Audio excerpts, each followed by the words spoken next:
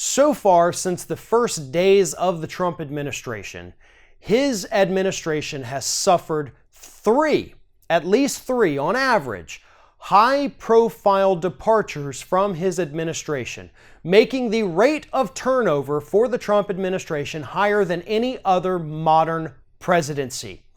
Recently, with Rob Porter announcing his resignation, that just became kind of the latest person in the long list of people who have either resigned, been fired, or forced out of the White House. Here's a quick list of all 37 people that Trump has either fired, and a couple of these were because they wanted to do their jobs, and Trump didn't like that.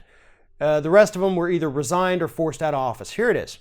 Yates, Flynn, Bahara, Walsh, Comey, McFarland, Dubke, Dahl, Schaub, Corallo, Spicer, Higgins, Short, Harvey, Previs, Sutherland, Scaramucci, Cohen, Watnick, Eichen, Bannon, Gorka, Bradford, Sefakis, Price, Johnson, Beam, Shackelford, Winfrey, Powell, Higbee, Manigault, Katz, Wyeth, Porter, Shannon, Feely, Dearborn. So since Rob Porter's resignation, there have literally been three other people that already decided they were going to resign as well. That's what's happening. Rob Porter is actually the fourth most recent person to resign from the Trump administration. And again, people like Yates and Bahara, they were forced out because they wanted to do their jobs. They wanted to help people with their investigations of Donald Trump because they understood that something was wrong. They wanted to hold corporations accountable. Well, you can't have that in the Trump administration, so we have to get rid of them. But the underlying problem is this. Trump needs people to fill these positions. I know a lot of these people deserve to be fired because they were horrible human beings like Gorka and Bannon and Porter. But to a certain extent, Donald Trump has to have people around him in order to do his job because they have jobs to do as well. And if they're not doing their jobs, he can't properly do his. And yes, that actually is a problem for this country. Because one of the main jobs that all these people that surround Donald Trump have is to provide him with accurate information about what is happening all over the planet. And if they aren't there to tell him, if he has to rely on Fox and Friends to get his information about the world, then we're all screwed.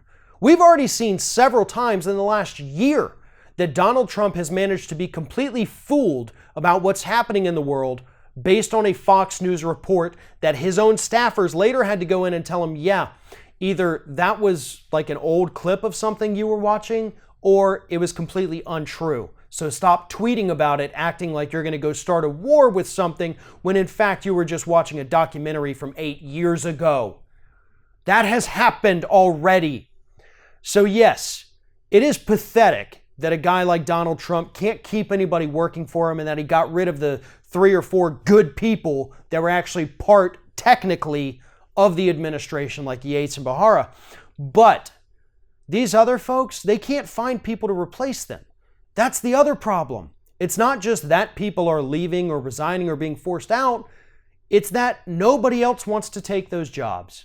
Nobody else wants to be responsible for this psychopath that we have in the White House. So the longer that we go without people in these positions, the worse Donald Trump gets, because there's nobody there to act as a filter. There's nobody there to give him the truth, and there's nobody there to stop him from tweeting out nonsense that he reads or sees on Fox News.